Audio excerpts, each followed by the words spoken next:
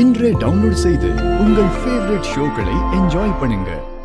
நாளா வீராமணி வம்பு பிடிச்சிட்டு இருந்த, இப்ப உன் பேரை வச்ச உடனே அப்படியே மாத்தி பேசுறியே.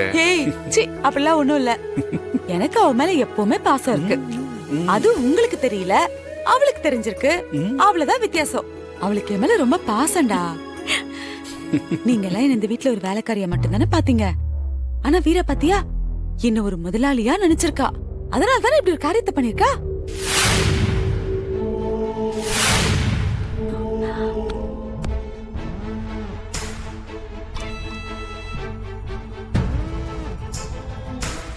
என்ன சித்தி, பொசுக்குன்னு இப்படி ஒரு வார்த்தையை சொல்லிட்டியே. உங்களை யார் இந்த வீட்டுல வேலைக்காரியா பாக்குறா? ஐயோ, சந்தோஷத்துல தப்பான வார்த்தையை விட்டுட்டோமே. அது அத்தை, உன்னை வீராவையும் மாறனே கொண்டாட வேணான்னு சொல்லல. அதுக்காக எங்களை இவ்வளவு விட்டு கொடுத்து பேசிட்டியே. ஆமா, யாரும் உன்னை வேலைக்காரியா பாக்குறா? என்னத்த? இல்லடா. என்னங்க ராகவா, என்னங்க ராகவா, நான் என்னங்க வாய் தவறி. ஐயோ என்னங்க ராகவா, தப்பான நேரத்துல தப்பான வார்த்தையை சொல்லிட்டத.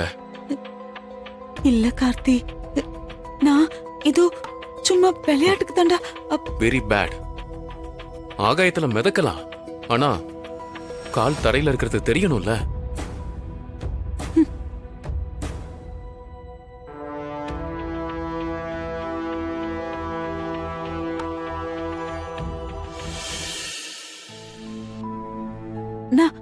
ஆனா நான் தப்பா எதுவுமே சொல்ல.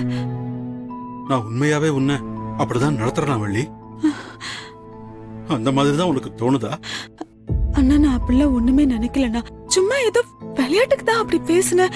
அது விளையாட்டுக்கு சொன்னாலும் மனசுல இருக்கிறது தானே வார்த்தையா வரும்.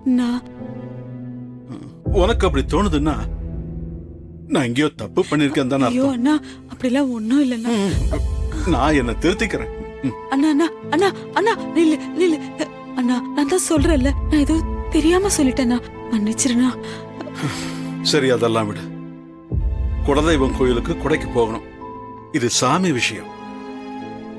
நம்ம வீட்டுல நடக்கிற பிரச்சனை எல்லாம் வெளியே யாருக்கும் தெரிய வேணாம். எல்லாரையும் ரெடியா இருக்க சொல்லு.